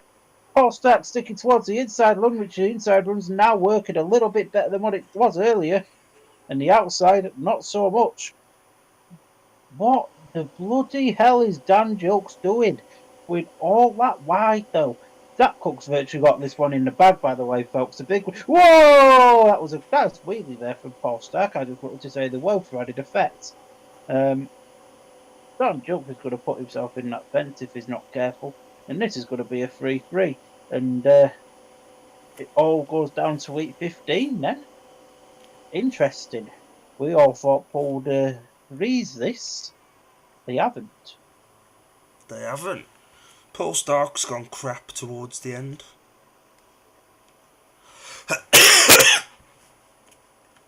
Zach did it the easy way then. Jilksy was looking for something that just wasn't quite there. Kept him third. Luke Killeen doing more of what you'd expect, but yeah, Starkey was crap. The result of Heat 14 was win for the rider in white, Zach Cook, second in blue, Luke Killeen, and third in red, Dan Jilks. Points divided makes it 44-40 with one to go, so the best Paul can hope for is a draw if both Oxford riders finish Heat 15 or an Oxford rider finishes Heat 15. Super 8, let's go. And this BSN Series, it's competitive practice to most teams, but Paul will not be happy with losing. And you can see where it's been lost. Lewis Kerr only getting 5, Paul Stark taking 5 rides and only getting 5. Matt Marston, I don't think you can be too harsh on because he's a stopgap and he knows he's a stopgap. Yeah, 100%. Richard Lawson not getting his average either. 1 race win from 4 starts is almost unheard of. Anders Rowe tailing off after his second ride as well. Yeah, but then as well, Sam Masters, fantastic. Jonas Knudsen, solid enough. JJ's gone under the radar a bit. Luke Killeen, fantastic. McDermott's been there or thereabouts. Jilks has had one to forget, and to an extent so has Cameron Heaps. I don't know, he scored his average. No. So, technically speaking, you know, Heaps has done his job. I'd probably expect Zach and Lawson in 15 for Oxford, maybe Sam and JJ. I'd expect that, to be honest. Bold, but I wouldn't be surprised to see Luke Killeen in there either. Is that Stuart Dixon? Stuart! Have the Leicester boys just had a night out at Oxford or something? I know. They've all come down to see Sam. Don't you get out riding for these? Basically, yeah. I forgot Sam Bastards rode at Leicester. So Richard Lawson's going to be in yellow in 15. And by the looks of it, Lewis Kerr's going to be in white. Nah, Lewis Kerr's put his helmet away. Ah, that's good. That's good. Yeah, so if you're an Oxford fan, congratulations, you're winning a minute. If you're a Pirates fan, up the Pirates, Big 5-1 in 8-15 to take it to a Super 8. And if you're a neutral fan, thanks for joining us. This is going to be one of them, isn't it? Oxford fans are going to say, we got revenge for last year. Poole fans are going to say, it's only the BSN Series, we don't want it anyway. And we're going to say, well, it's been alright. Poole fans are going to almost be like Bellevue fans, aren't they? It was only the Knockout Cup, we didn't want it anyway. Yeah. 67-23, 20 Bellevue fans watching. Beautiful score. I'm surprised. We don't hate Bellevue that much, by the way. We just despise them. I'm surprised Stuart Dixon didn't run off the screen on when he saw it was on BSN then, like he did on Monday. That was just pathetic. Pathetic. tick. I've seen better behaviour from a 5-year-old child in a doctor's surgery waiting room. Why are you looking at children in waiting rooms? Because was that loud you couldn't not? Oh. Little Atissa. One more race to go, and then we'll wrap up for this evening. And then we're back again this time to, well, Well, 22 in hours 22 time. and a half hours. 22 and a half hours time. We'll be back again.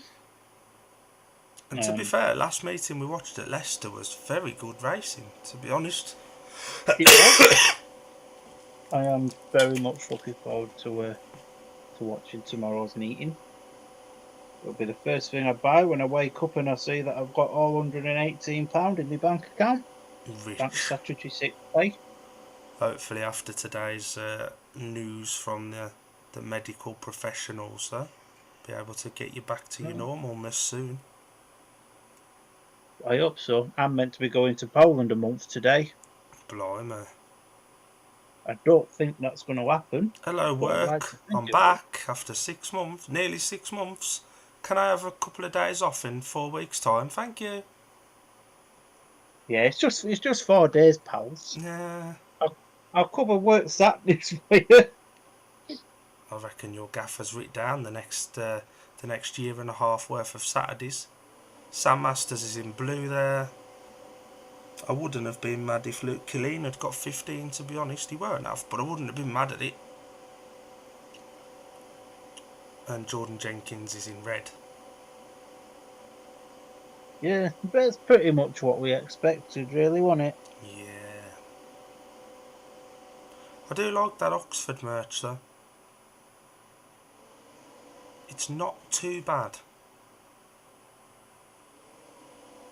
Apparently, they've got 2 types. They've got one specifically for the Spires and then one that covers all 3 teams. Oh. Yeah, I think the Premiership have to have specific Premiership merch. Makes sense. Richard Lawson is in yellow, as we knew. Zach Cook is in white. It's the 4 riders we expected.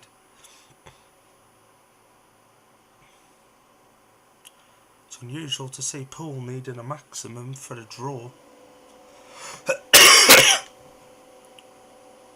Well, maybe Poole aren't as dominant as everybody expected them to be, or maybe Oxford aren't as Crap. as Yeah. what everybody was thinking there was going to be. It is early days. Some of the Poole boys obviously ain't getting a lot of racing. Lewis Kerr's only got 1 league. Tobias Thompson's only got 1 British league. Starkey and Matt Marson. Matt's got 2 or 3 lots of meetings, but not quite started up properly yet. No, I mean, to be fair, Matt Marson looked bang average in the National League meeting at Edinburgh. And to be fair, there's only 3 of the Oxford team racing competitively a lot at the moment, with Sam, JJ and Killeen being the 3 Premiership riders. 100%. But Jonas Knudson's obviously racing abroad. Although so is Richard Lawson this year. So he's a busy boy. Yeah. Line-up of heat number 15 then going off the inside. Gate in red for Oxford, Jordan Jenkins. Gate 2 in white for Poole, Zach Cook. Gate 3 in blue for Oxford, unbeaten from his 4 programmed rides, Sam Masters. And off the outside in yellow, Richard Lawson. And to be honest, I can't see them getting a 5-1 over Sam and JJ though. It looks highly unlikely, doesn't it? But anything can happen in the World Wrestling Entertainment. Or Oxford Speedway. 100%.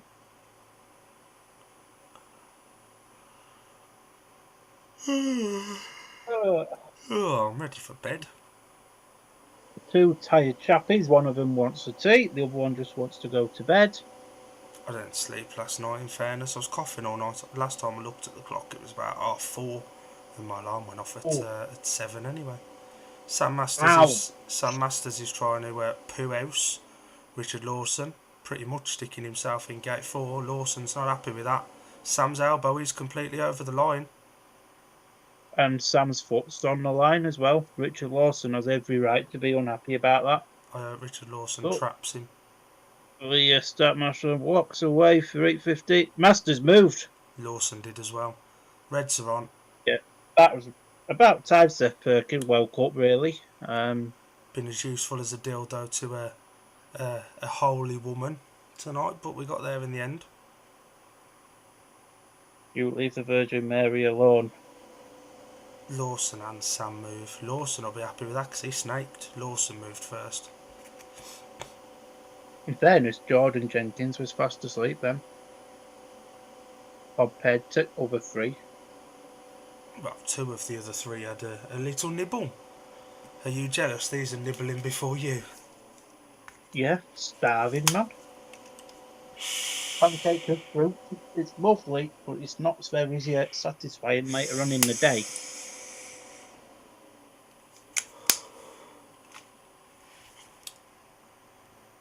Richard Lawson's gone back for some tweaks. Mechanical changes. Yeah, that's the word we were looking for. Same thing. Be interesting to see how close to gate 4 Sam got, and Sam's deciding to stick his entire bike over 4. Again? Yeah. Sam Masters, cheater by name, cheater by nature.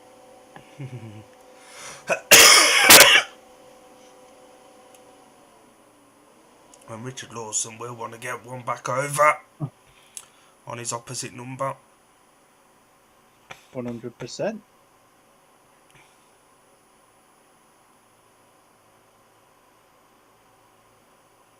So, just awaiting the start marshal to bring them all into line.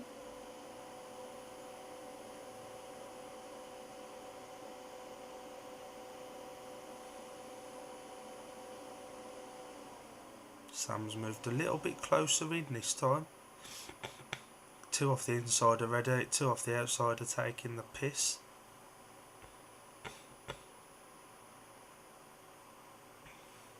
Come on, Richard. Hurry up, pal. We haven't got all night.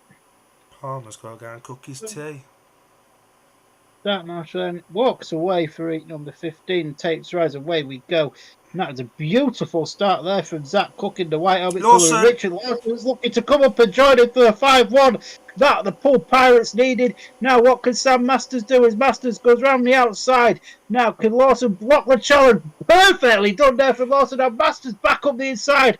What a race this is. Lawson now back around the outside there of Masters, and Lawson's done Masters again. This is brilliant racing here in number 15. You won't get this sort of content anywhere else on the YouTube.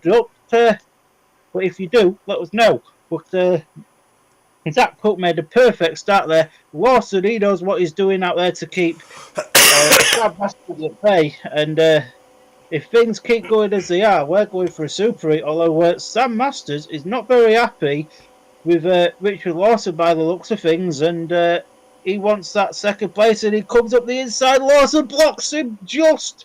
This is a cracking 8.15. Lawson goes wide. Masters up the inside. And it's a Super 8.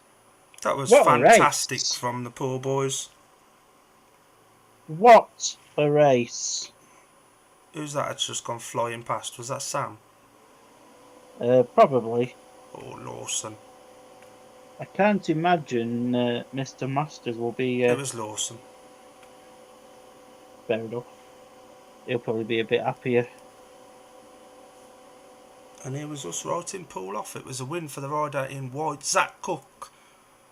Second in yellow, Richard Lawson, and third in blue, Sam Masters.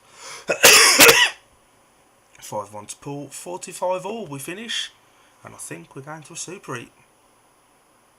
First championship style stream of the season, first Super 8 of the season. Perfect from Zach there, sent Sam just wide enough. Lawson read it perfectly straight through the middle like a hot knife through butter. Yeah, these two have ridden with each other for years, haven't they? So Sam read that perfectly to cut back there. Lawson just screwed it on round the outside. Hoped there was a little bit of material and he found it. Sam got stuck in that favoured place of ours called No Man's Land. a great holiday destination. Sam's having his bike refuelled, so he'll be in the Super 8. I'd imagine it'll be the same 4 riders. You could probably say Colleen But yeah, JJ weren't overly impressive in that, was he? or even Cameron Eaps, maybe. But if BSN would like to hurry up, man really needs a wee. Luke Killeen's bike is packed up ready, so well, his second bike is anyway. I doubt it'd be him then, knowing that information. Zach's bike's being readied, so it'll be Zach will be in there again, obviously. I'd imagine it'll be the same too. For Poole, for Poole, really. They're the standout too, aren't they? And is that team spirit, and as he's helping out. 100%. Tobias Matt Thompson's Ford's helping out. well. Tobias Thompson's wrecking the joint now. He's knocking Zach's spare bike over. He's just getting it ready for emergencies. And is helping Tobias put it back up before Zach notices.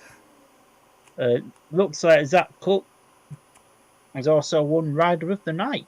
Probably rightfully so as well, to be honest. Should have been Mitch McDermott. I mean, for pure doing more than you'd probably expect for me, Tobias Thompson. But he weren't even up for it. No. Paid 7 points, not a bad return for him, really. Not bad for a 4.5 point rider. Absolutely not. Just a hero. Tobias Thompson's mechanics in there working with Richard Lawson. Well, we've got a quick moment. Shall we take a minute? Yeah, if you want. Go on then.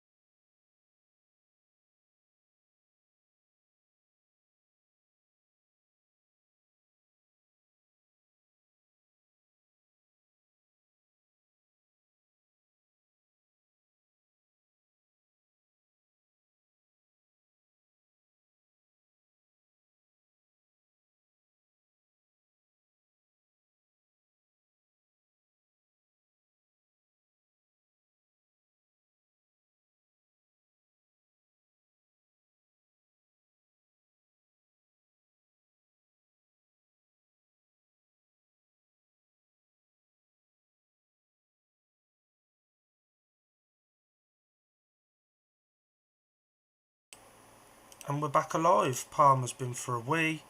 We've had a toss for a Super Heat. That sounds well, but here we are. We're just having a little replay here on our screen of Heat 15. The gates have been won by Oxford, and Peter Stroke chose 1 and 3, with Sam Masters going off gate 1 in red this time, and Cameron Heaps going off gate 3 in blue. Poole boys are the same colours, same gates. Zach Cook gate 2 in white, Richard Lawson gate 4 in yellow. I don't think the track at this point of the night suits Cameron Heaps though. No, because there's nothing on the outside. He was very fortunate just to get the third place, wasn't he, in heat number 13. Yeah. So, yeah. You know, of course there's a track to grade before the Super Heat, because Oxford. I mean, do what you've got to do, right? Do what you've got to do to lose a Super Heat. Fair play to them.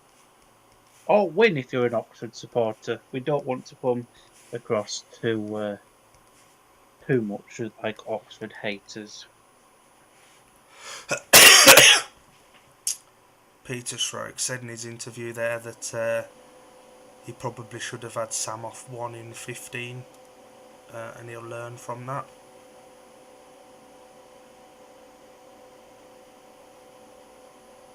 So this is where Zach Cook goes and absolutely blitzes it for beat 4. Dan Masters will come second, and Mitchell Lawson will just beat Cameron Eats to send us home happy. Or sad, depending on who you support. Obviously, Super 8 is a bit different. It's pairs scoring, so it's 4 for a win, 3 for second, 2 for third, and nothing for coming last. So I don't understand why they're doing a track grade for the Super 8. I don't understand. Just get on with it, boys. It's to suit the Oxford riders. If you see, like, he lifted the thingy up as it was going off gate 4. But it's still going to be 45 all come the return leg at Poole, when Poole absolutely annihilate Oxford for poos and giggles. It's tactically really from Oxford to win a race, which in the context means diddly gives squat. one extra BSN League point. That's it. Both teams have got a point each on the board. It's a race that means you've got to wait another couple of minutes for your tea, and I've got to wait a couple of more minutes to go to bed. God, Oxford, why couldn't you just have one more last place in the night and we could have been over? And I tell you what, you called this earlier. Had Jordan Jenkins jump when he got away with it, now plays all the difference. God's sake, Seth. Dorothy Perkins has caused this.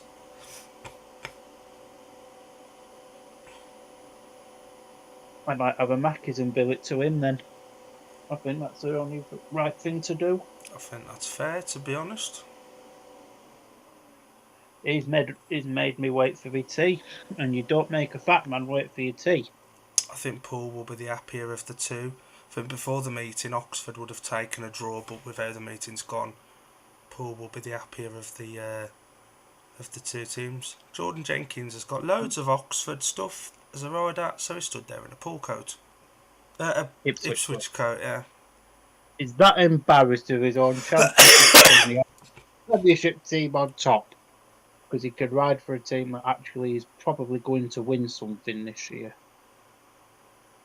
Keyword being probably. Yeah, you never do know with injuries, do you? But I am looking forward to tomorrow. Obviously, a little bit of needle there after what happened in the playoff semi-finals last year, and Ipswich feeling like they were robbed. It's very similar to tonight's, really, isn't it? You know. Yeah. The drama of last season. You've got a point. Plymouth will be looking at this and rubbing their hands a little bit, because there have been a couple of clinks in the Poole armour. There has been, but yeah. I mean, to be fair though, it's Poole's first meeting as a team, and to get a draw out of it, from the brink of defeat as well. exactly. They've done well. Oh, who was it that we watched? Oh, it was Kingsland versus Leicester. I was saying to one of my pals from Leicester, I says, how the bloody hell do you let an 8-point lead go? But, you know, Oxford could say the same for themselves here tonight. Not quite 8 points, but, you know, same things apply.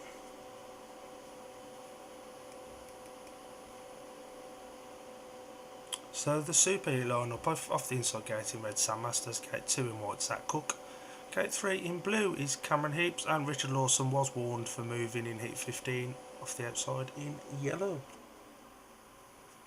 To be fair, with the scoring of the Super Heats, the pool boys probably will have just said to each other, just let Sam go and win the race, and them two settle for second and third. And that's all they really need to do, innit? All they need to do for these. As we've already said, in the grand scheme of things, this result means diddly squat, really. No, it's just to determine who gets one BSN league point and who gets two. That's about it, really. It's as exciting as Super Heats get. Hope that's giving everybody watching some enthrallment and some excitement going into this Super Heat, which in the long run means absolutely nothing. So, for the last time then this evening, Dark Marshall walks away. Riders look at the magnets, tapes rise, away we go. And as we expected, that was a beautiful start there from Sam Masters. The two pool boys there are in second and third. Cameron Heaps is at the back. The pool boys are just going to ride very defensively to keep Cameron Heaps at the back. And now have effectively won a race to win the meeting, to win an extra point. That is it. Although Cameron Heaps is closing in now on the rider in white, which I believe is Zach Cook. But Sam Masters, he's away, he's gone, he could go get an hot dog. But the big race is on for that vital third place here. Richard Lawson just hanging on, but he's hugging the inside run, and Cameron Heaps has gone to Swindon, and I think we can virtually write it in the programme now. 1 lap left to go. Lawson just turns his shoulder. He sees his Zach Cook there. Lawson goes wide. Zach Cook's to the inside. A little bit of perfect team riding, even though Cameron Heaps is a million miles behind him. And it's Poole that win the Super Heats, so effectively Oxford have lost at home, much to people's delight. And once you've read that in, do you want to just quickly run us through the individual scorers before we sack it off for the evening? 2 seconds.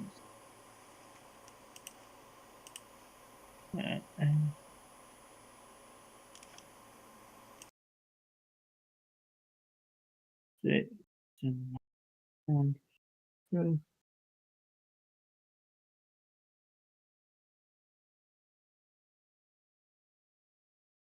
Five, 6, 5,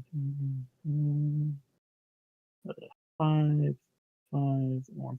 So for the Oxford Cheetahs, Sam Masters 13, Jonas Knudsen 5, Jordan Jenkins 8 and a bonus, Dan Jokes 2 and 2, Cameron Heaps 6, Mitch McDermott 2 and 1, Luke Lean 9 and 1. For Paul, Richard Lawson 10 plus 2, Tobias Thompson 5 plus 2, Anders Rowe 6 and 1, Zach Cook 13 and 1, Lewis Kerr 5, Paul Stark 5, Marcy 1. So thanks very, very much for joining us on this Wednesday evening. We hope that you enjoy it. You join us again on Thursday evening for Leicester versus Ipswich. And from that, I'm going to have my tea. Dill's off to bed.